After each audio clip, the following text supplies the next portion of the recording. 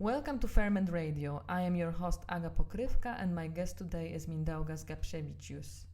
Miga is an artist, facilitator and curator based in Berlin, Germany and Vilnius, Lithuania. He is currently conducting a PhD research at the Bauhaus University in Weimar, where he holds an artistic associate chair. Together with colleagues from the TOP Association, he stands behind TopLab, the first community-based biolaboratory in Berlin. He also co-established AltLab, an open research laboratory in Vilnius.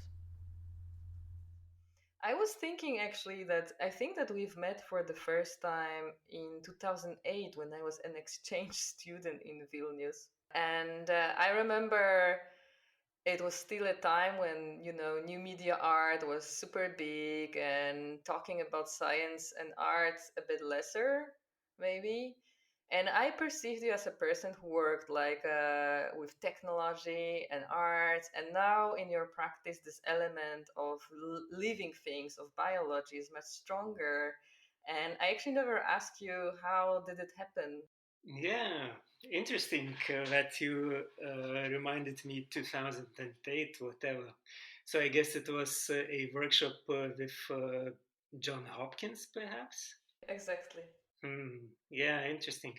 So, at that time I was still fully into networking and computer technologies, and programming for me was kind of my practice. And somehow at some point I got a feeling like, okay, so I can't be on the level of artificial intelligence without being present in life. So for me, kind of the transition happened pretty naturally. So I developed computer stuff, programming, and then I started to include at some point physical reality, and it went into bio stuff. So now I can kind of combine computation and biotechnologies all together. I think the cycle became complete in a way. So I can think of artificial intelligence in terms of, or from the perspective of a human being, which makes much more sense as to think of artificial intelligence from the perspective of computers. Mm-hmm. I just realized that maybe I should have asked you at the beginning a question like how you would describe yourself and what you do and who you are. I introduce myself usually as being artist, and I do doctoral research at Bauhaus University of Weimar, where I also teach, and I also work quite a bit with projects, let's say, which involve people, organisms, and tools. So I kind of try to think from a philosophical perspective and practical perspective how things interact with each other. Things I have in my mind now, like also living organisms, including microorganisms and other organisms ourselves. Can you tell more about some of your maybe recent or maybe the most important for you works involving microbes? Yeah, I have started with introduction to post-human aesthetics, probably project back in 2016, I think, and I started to develop kind of toolkits for the work with microorganisms, for DNA, for electricity, kind of diverse toolkits, and one of those was a toolkit for work with microorganisms. It would mean isolating microorganisms, growing into the colonies, and seeing how they behave, interact between different colonies. And then probably the next biggest bigger project regarding the work with microorganisms was and still is a proposal for microbial therapy. And this project is involving the work with microorganisms which would be functioning as probiotics. It is about fermented food with precise organisms you want to be consuming afterwards. So right now I'm kind of developing this project and working with diverse microorganisms, diverse people, and seeing how actually our perception changes while consuming specific, very much specific microorganism. And what kind of microbial therapies you were thinking of so far? Well, the main organism we have been working is Streptococcus and Lactobacillus, different strains, let's say. And right now we work also with Leuconostoc and diverse yeasts, but we are not yet far enough with those. Thinking of Lactobacillus and Streptococcus. So these guys thrive in yogurt. So the idea is to isolate microorganisms from yogurt or from kimchi or sauerkraut and grow it into the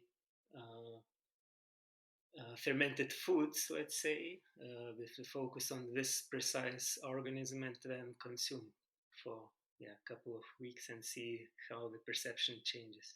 So the role of a toolkit is to give instructions how to recreate the process you are documenting in the toolkit.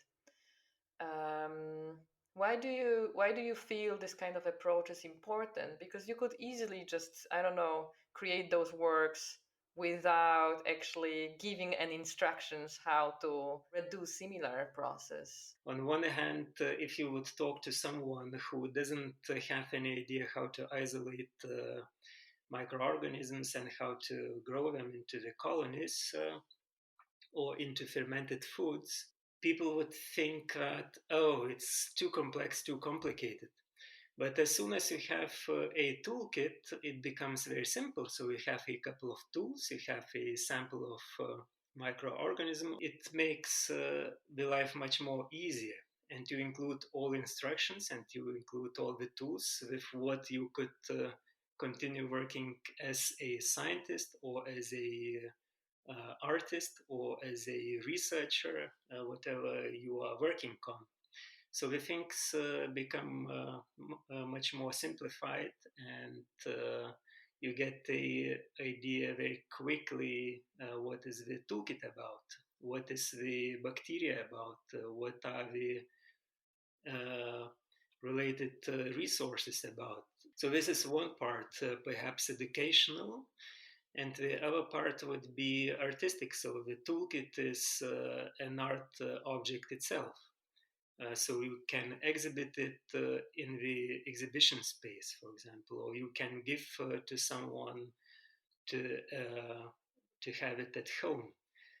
And the idea on top of that is that the audience, in this case, audience either at the exhibition space or at home, is interacting with tools and with organisms. So the audience becomes part of the artistic object and adds on top of the artistic object another layer, another value onto it.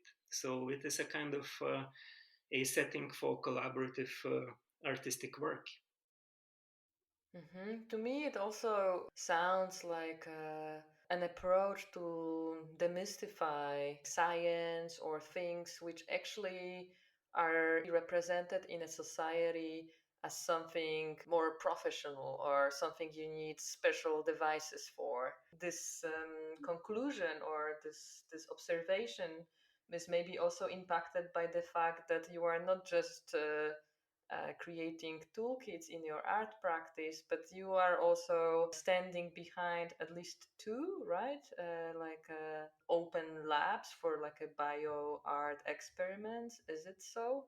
Do you feel the connection between those two? Yes, of course. Yeah, it is a very precise connection. On one hand, toolkits are for the work, for the individual work, let's say, more. And if you keep on running biolabs or labs, let's say, so it is including a little bit more space, a little bit more tools, and you can work together with people. So it becomes, instead of one to toolkit, it becomes many to tools. So it is a little bit broader perspective, but I think laboratory is exactly the same as a toolkit. It's just the different scale. And regarding your first question or comment regarding demystification, it's it is in there, and it is a very important part. Of course, in the artistic practice or my artistic practice, I think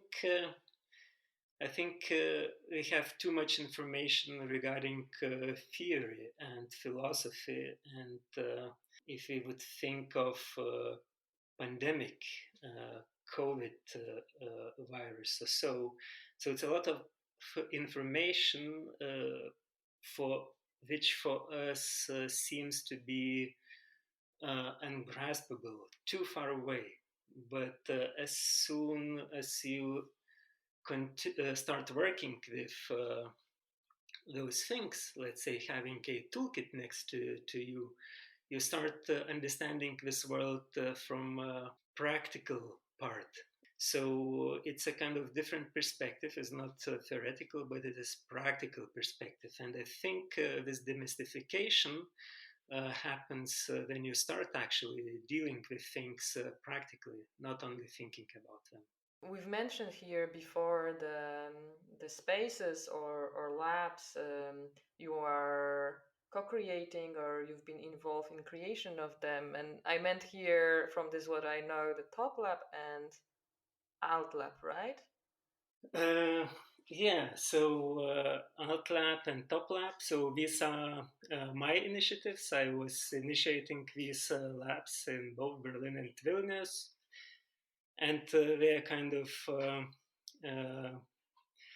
places for interdisciplinary research. So people who are working in these labs are not necessarily artists, but we have diverse people, scientists, artists, theoreticians, people who work with technologies, students, different people in a way. So in the end, it becomes a collaborative space for doing diverse things. Do you have any like a specific equipment in a top lab in Berlin? I think we have this basic equipment which is needed for sterile work, let's say, or which is needed for work with molecular biology. So the tools would include laminar flow hood, thermocycler, then tools for electrophoresis, those which are not available at home. Why people should do those things? Why we, for example, want to encourage somebody to, I don't know, create whatever, cellulose from microbes? What's the point? I think it involves many different points in here. The collaboration in itself, if you would think of artistic practices, so we could think of collaboration or collaborative moments from the perspective of fluxes, for example, or relational aesthetics. So kind of performative activity which involves audiences into the art production, let's say. I don't like the word production, but it is not only the artist anymore, as it was used to be in visual arts, but also the audiences. And in this case, the space is being inhabited by more people than one. So in this case, museum context becomes less important, but more important becomes physical space or social space, which creates on top of that new ideas and new developments. I think this is the most important part in collaboration. On the other hand, collaboration is needed because of the complexity of our lives. So, you being an artist, you wouldn't be able to think in terms of contemporary art without thinking in terms of diversity of tools available. So, think of computers, think of sciences. You alone, you wouldn't be able to grasp all the things all around. And the third point in here is probably being able to think of feedback loops and the influence to your thinking from the environment, kind of Uxkulian Umwelt idea, and be able to perceive this influence from environment and be able to give it something back. So we talk also about feedback loops between things, between humans, between organisms, and between tools. Yeah, so therefore I think the collaboration is much more complex issue, and it is needed in order to be able to develop something on top. You can't ignore it because you are a social being and you live together with other let's say, organisms. Yeah, and it seems to extend like beyond human species because in, I don't know, the labs, it's not just collaboration between humans, but also bacteria or other species. And I think that's probably the most kind of, yeah, this is beyond Fluxus, I guess. Yeah, it's true. So Fluxus didn't go that far away, of course. What they have added on top of imaginary art was experimental art, and they were already kind of using diverse experimental forms, so like cooking sessions, or interactive playing installations. But what we have beyond of Fluxus, we are able, I think, to contemplate from the perspective of the other. So we could think of, let's say, interaction between diverse species, including microorganisms and ourselves. And on top of that, I think Fluxus was still kind of egocentristic a little bit. So the artist itself would be the artist. And what we have right now is more a collaborator in the bigger setting. And to say the truth, I really like this word you mentioned, collaboration between different species. And of course, this term is not being used for the first time, and you have pointed to it, but it is very interesting that these terms come also from philosophers. And right now, as I mentioned probably already, that I work on a book, Share the Habitats, so the set of exhibitions I have been working on. And one of contributors to the book is Andrew Pickering, who also kind of tried to describe this kind of change between what is happening nowadays in the exhibition, let's say, framework. So instead of having collaboration between people, like imagine theater play or something, we have now in our installations also organisms which become part of experience, part of the artistic installation. How actually we can interact with microorganisms, like how we can experience them? It's a good question, of course, and many people, including my professor Ursula Damm and scientists, would criticize me because of this collaboration between microorganisms and myself, let's say, or humans. But I don't agree with them on this point because if thinking from the perspective of probiotics, so all industry, medical industry, which is developing probiotics, do not develop them just because of developing and because of business. It should make some impact for our organism. And also, there are many, many, many scientific papers which deal about the impact of microorganisms to ourselves. So that would include, of course, the microbiome, microbes living within our guts. So, thinking further, if you, as a consumer, would consume probiotics of one sort of bacteria or yeast, you would be able to experience some change after a certain time. So let's say after 2 weeks. Some people might be continue thinking that this is imaginary, this is social construct, but if you would try to experience your feelings yourself, being alone, you will notice that something is changing with your body, and is not only a speculative idea, at least from my perspective.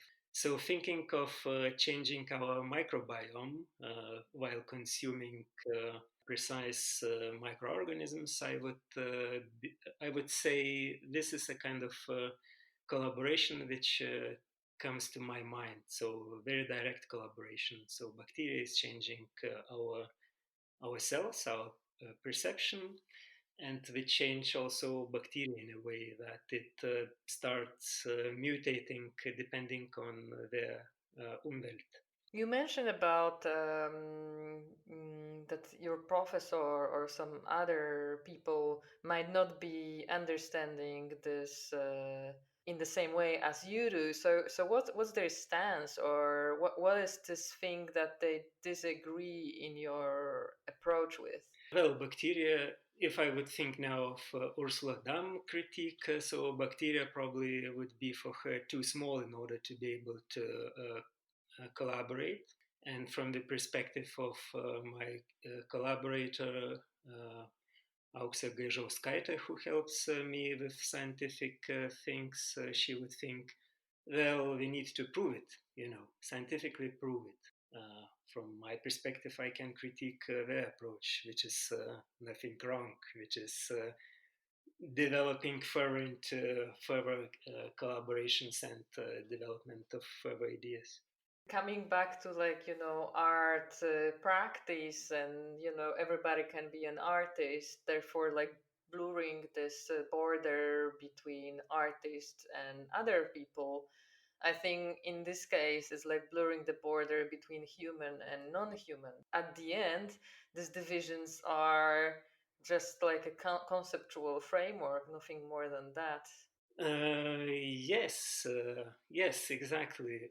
These are just conceptual frameworks in order for people to understand where they live, which is pretty much scientific understanding or approach. But as you started to mention about conceptual frameworks and constructs, I started to think about Deleuze and Guattari idea of state in between, or the rhizome, which is which is always in between. So, what is human? How would you define human? So this organism which is Homo sapiens, or which is slightly different, let's say genetically modified human being, right? So what is human in this case? So these kind of questions, I think, exist in the society just in order to be able to call the things, in order to make the things to understand easier. But beside humans, there are so many species around the world which have also states in between, like protozoa, which are neither bacteria nor fishes, So something in between. So many species have so broad genome that at some point they are not any longer one species, but they have features of the other species. But we can go even in this deconstruction farther, because if human, it's something which actually is not so easily to define, or there are many, question marks here, then also what is a creativity when we reflect on our bacteria or microorganisms? I think then we end up with, questions. So what does it mean to be creative? Yeah, exactly. So creativity is, in general, I think, is the term which is used everywhere and all the time, and it makes no sense without defining creativity. But I think in my case, or if I would start thinking of creativity, first of all, I would say it's a kind of developing new ideas and implementing new ideas somehow. Uh, uh, would that be kind of artistic object, or would that be a technological object? It makes no much difference, but I would see creativity more as kind of reaction to what you have all around. So you are not satisfied any longer with this kind of table which stands in front of you. So you come up with a new form of the table, so it would start making sense for you. So here I would see some kind of creativity. In such a sense, microorganisms are super creative then, because they are like highly adaptable and extremely fast, actually, reacting on changing like circumstances and environmental conditions. Exactly. So yeah, I think that all organisms from this perspective are super creative, because they are able to adapt to changing environment. Wow. And what's waiting for you in the future, or what you are looking forward to regarding your work? Yeah, it's always very interesting to dream of future. I don't know, but yeah, I have so many ideas I want to kind of implement, and I want to continue working with people. So, but yeah, in the end, it's about being able to kind of interact with your environment, including humans and non-human organisms, and also being able to contribute something to society, and being able to take something back from the society. Actually, what I found interesting about this podcast, that there is this time slot when you have the conversation with a person, but probably if you would have this if we would have a conversation yesterday, probably we would talk about something a little bit different. Probably if we would have this conversation any other time, it would be about a bit something else. Of course, yeah, I don't have any doubts in here. So yeah, it is pretty much a momental thing. It depends on the impact of the environment, which has so many layers to think of. Maybe it even depends on state of microorganisms in our Of stomach. course, yeah, it is pretty much truth. I don't know now. I wouldn't be able to quote anything, but our thinking is pretty much dependent on microbiome, how healthy it is, for example, and how diverse it is.